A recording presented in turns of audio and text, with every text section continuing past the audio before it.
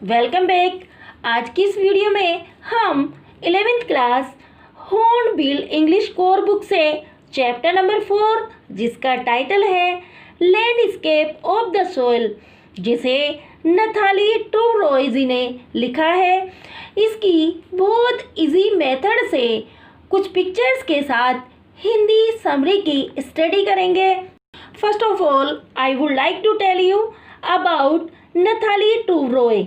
नथाली जी एक कला इतिहासकार है। वे भारत में बेल्जियम के राजदूत की पत्नी है। बेल्जियम विश्वविद्यालय से उन्होंने कला और पुरातत्व के इतिहास में मास्टर डिग्री प्राप्त की है। उनका अनुवादित कार्य सिटी ऑफ जीन्स के कारण वह सुर्खियों में आई थी। इस लेसन में लेखिका पश्चिमी और पूर्वी देशों में कलाकारों की सुंदरता और इच्छाओं की अलग अलग भावनाओं को उजागर करती है।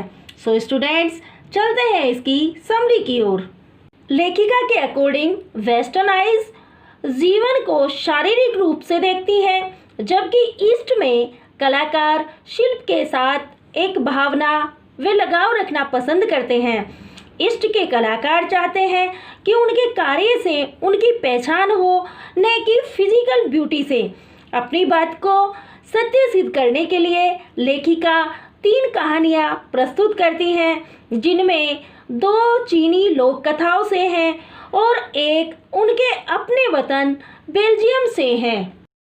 स्टोरी नंबर 1 यह चीन से है। एक चीनी कलाकार था जिसका नाम वू डाओजी था। वू डाओजी एक बार उसने सम्राट द्वारा एक आदेश प्राप्त किया, अर्थात सम्राट ने उसे आदेश दिया कि वह उसके स्थान पर जो महल की दीवारें हैं उन्हें सुंदर पेंट करके सजा दे।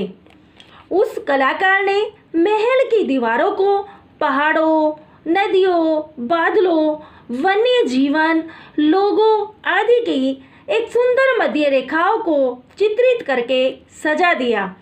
उनके इन पहाड़ों की तलहटी में उसने एक गुफा भी चित्रित की।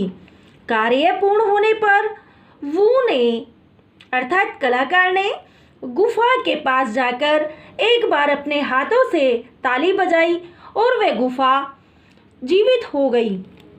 गुफा ने एक नई दुनिया का दरवाज़ा खोल दिया।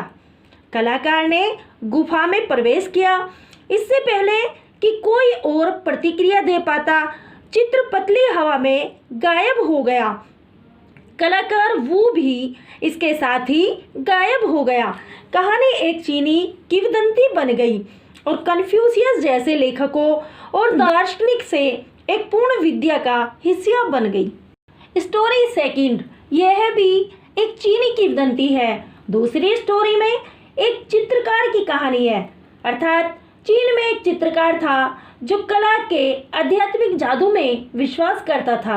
एक दिन उसने एक अजगर का चित्र बनाया, किंतु उसने उसकी आंखें इसलिए नहीं बनाई क्योंकि उसे डर था कि यदि उसने अजगर की आंखें बनाई तो जैसे ही अजगर आंखें खोलेगा वह जीवित हो जाएगा।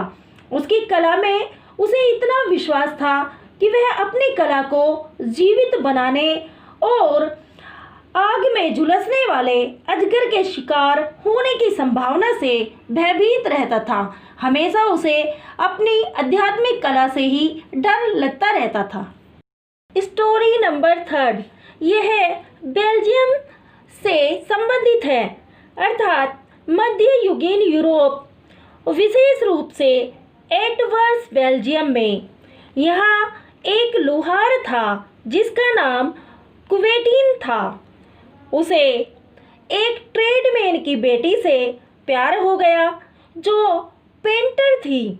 दोनों के काम अलग अलग थे, दोनों के काम करने का ढंग भी अलग था और दोनों के कौशलों और पेशे में सामाजिक अंतर था। दोनों को अपने अपने कौशल और व्यवसाय पर घमंड था। अतः ट्रेडमैन ने अपनी बेटी की शादी लोहार से करने से इनकार कर दिया, लेकिन लोहार चाहता था कि उसे उसका प्यार मिल जाए। एक दिन लोहार ने उस लड़की के पिता, जो स्वयं भी चित्रकार था, उसके पैनल पर एक मक्खी बनाने का फैसला किया। यह बिल्कुल जीवित लग रही थी और चित्रकार बेवकूफ़ बन गया, इसे जीवित कीट मानकर उड़ाने की कोशिश करने लगा। क्वेटीन के कौशल, संकल्प और सरलता से वह आश्वस्त हो गया और अंत में लुहार से उसने अपनी बेटी की शादी कर दी। अपने सच्चे प्यार को पाकर क्वेटीन अर्थात लुहार अपनी उम्र के सबसे महान चित्रकारों में से एक बन गया। इन कहानियों से कलाकारों के उद्देश्य में निहित अंतर का पता चलता है। चीनी कलाकार अपने काम में गहरा अर्थ और भावना रखते हैं, जबकि यूरोपीय लोग बाहरी दिखावे और जीवन जैसी समानता के बारे में चिंतित रहते हैं। लेखिका इन कहानियों के माध्यम से अपनी बात को सत्य सिद्ध करने के लिए हमें बताती है।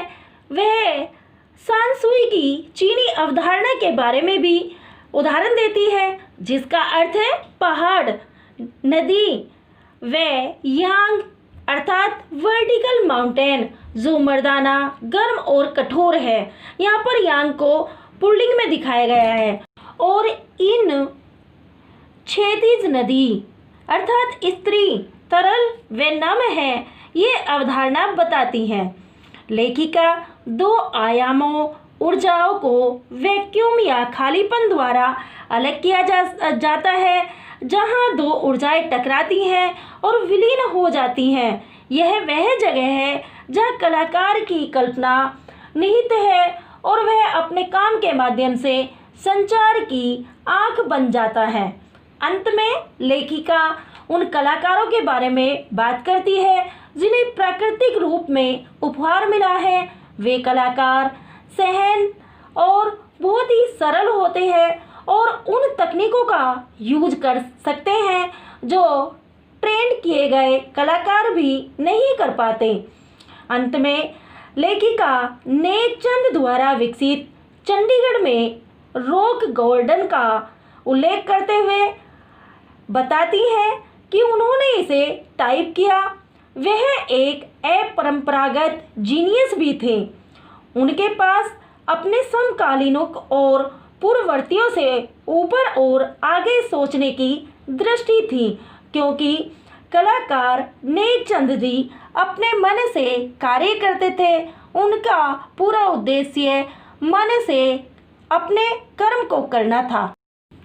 सो स्टूडेंट्स, इन 3 कहानी के माध्यम से लेखिका हमें यही बताती है कि ईस्ट के कलाकार चाहते हैं कि उनके कार्यों से उनकी पहचान हो, जबकि वेस्ट के कलाकार चाहते हैं कि उनकी फिजिकल ब्यूटी से उनकी पहचान हो। उम्मीद है आपको ये कहानी अच्छे से माइंड हो गई होगी। स्टूडेंट्स, अगर आपने अभी भी चैनल को सब्सक्राइब नहीं किया है तो चैनल को सब्सक्राइब कीजिए, ताकि हर आने वाली नई वीडियो की नोटिफिकेशन आपको समय से मिलती रहे। और वीडियो को लाइक कीजिए। इसी के साथ thank you for watch it.